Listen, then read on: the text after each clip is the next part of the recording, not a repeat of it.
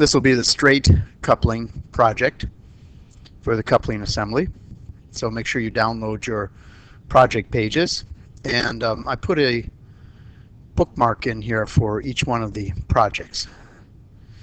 And we're going to go to the straight coupling. We did the taper coupling last time. And I'll close this off. So straight coupling is much easier than the one with the taper. It has fewer features. And we'll simply go through the model player. Start from the very beginning. And you'll see the first feature. And the first feature takes all the outside dimensions. Did not put the cut down the middle. And this is okay. You can actually add the fillet here. You could have added the fillet here because it's really not a fillet. It's more of a giant arc for the outside features. A round and fillet round is usually considered a smaller item. But you don't have to. You can add it later. Or like here, which is the second feature. Add it round. Nope, not too far. So then we have the hole down the middle. And do the dimensions for the hole. Got a chamfer put in.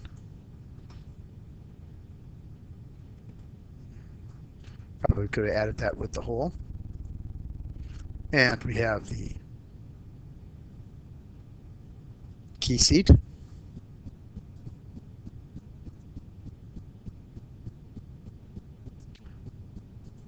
And we have the patterned hole. And in this case, it looks like it's, again, a revolved cut.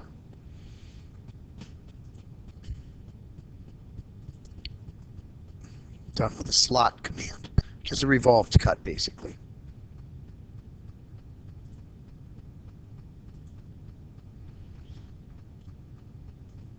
Added a round at the very end, a small round. And another chamfer down here in the bottom.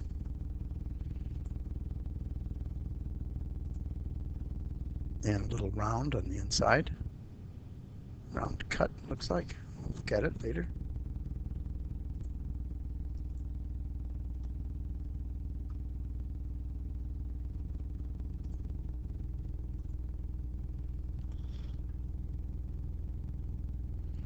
Then the small hole.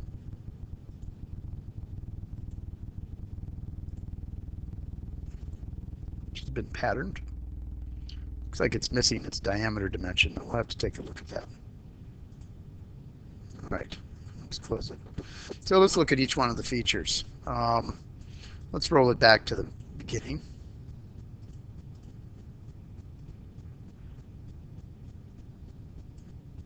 Our first feature, fairly simple. Going to do revolution, revolved. And you'll see that we do get the little counter bore cut on the bottom in this, and that's okay. Again, you can add your round here, your fillet, rather than waiting until later in 3 minutes. Pick and place feature.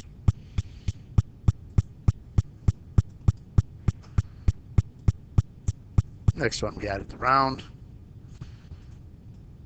And next one, the hole. And again, this is just a simple hole feature. It's nothing fancy. You can see it's placed axially and from the top, and with the diameter, and it's cut all the way through.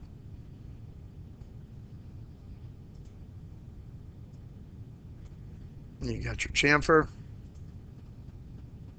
top here, and you got your cut. Now let's take a look at this cut here. Edit the definition of it, and let's go back and get it into the sketch view. And again, you'll see that this person did it from the end here. And I think that's not really the best way to do it, so we'll cover that one more time. So let's use DTM3 as the sketching plane. Now let's give the command first, and then we'll select the remove material. Then we'll pick on the sketch plane. And we'll have to go over and do the hidden line. And again, what you can do is you can add your references for the top. If you want, you can add the reference for the edge of the hole here, and you've got one for the very bottom. So this is nothing more than a line from the very top to the very bottom. Go all the way to the bottom. Don't go to this counterbore cut, even though that is in the first protrusion.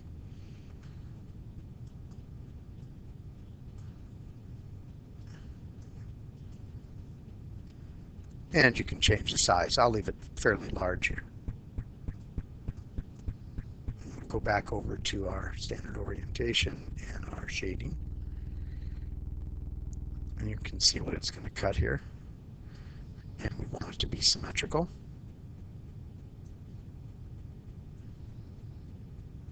Like so. So again, with one line, you're doing the same amount of work as over here, a lot less work, I should say, accomplishing the same thing. I would think this is always the better way to do it. All right, so we'll take that out. Next is the slot here. And again, this is an old style command. So it'll come up with an odd looking dialog, but when you do it, it'll be a revolved cut. You'll simply go up in here and select that. Or you can put it in as a whole. But I like this one to show you because it's got an interesting way of doing it.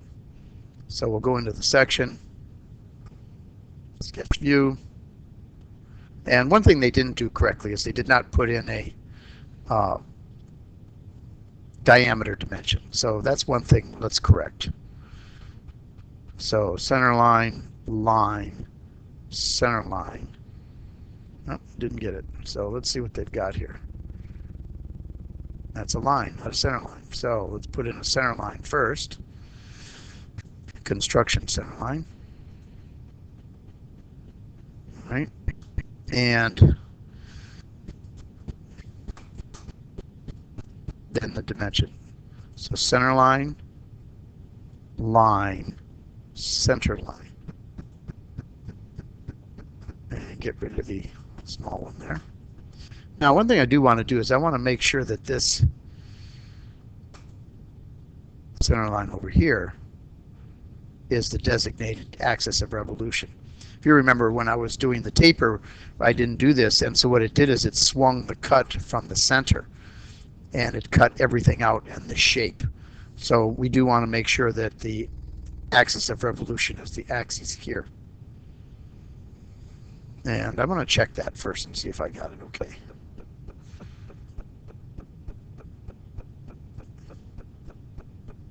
So it's okay. So let's go back in again to this section. Let's do something else to provide us with a little bit more control over it. Two center lines went in. This one is the axis of revolution. We've got the diameter now. If you put this in as an axis of revolution in the very beginning, then these diameter dimensions will go in automatically. But this is really more of a spot face.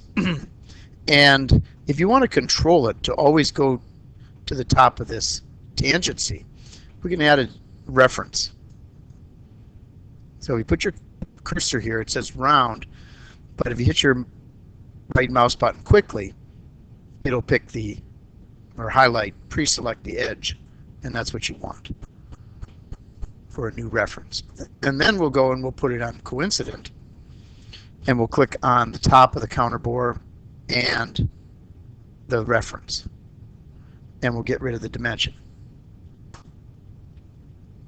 So now you'll see it's controlled no matter how big the radius gets in here, this will always pass through it.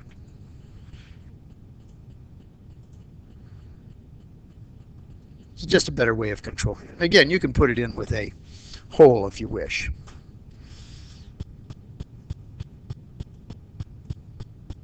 And next thing is just a simple round on the top. Next is a chamfer on the bottom. Nothing important about those. Then we have a round.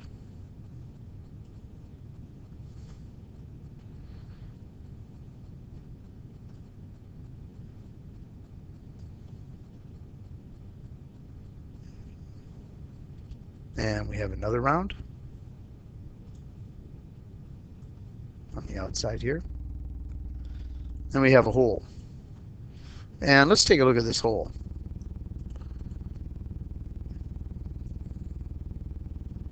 All right, so one thing is missing. We should have done a diameter in here. So if we go into placement, you'll see it's radial. This really should have been diameter. It gives us a bolt circle that way.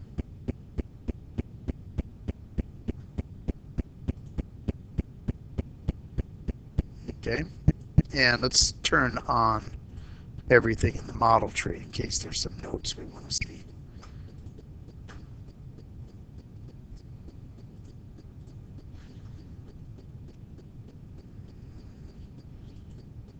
And we have our group here.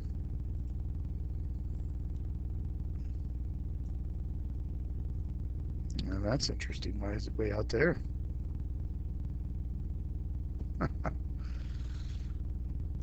I think they did this wrong.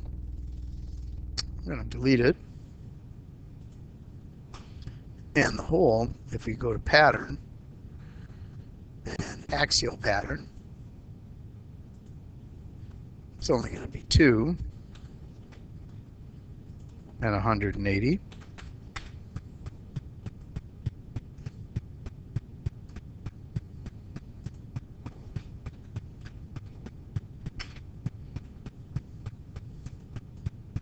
And that's how you put it in there. That way you do get the other items. Now, this has got a couple of other datum planes in here, and the reason for that probably is that the person who modeled it put in some sections. And let's see, yes, there's some sections. So let's set this one as active. Nice to see the internal here. Goes through the spot face. You can use this when you do a drawing. That's why they did it. And we'll set this one as active. So those were 2 datum planes that were added so that they could do the sectioning. I'm not sure why they did it like that. It seems like this would have been a good datum plane for section A. The other one didn't go through the hole, so I see why they added that. This concludes the straight coupling.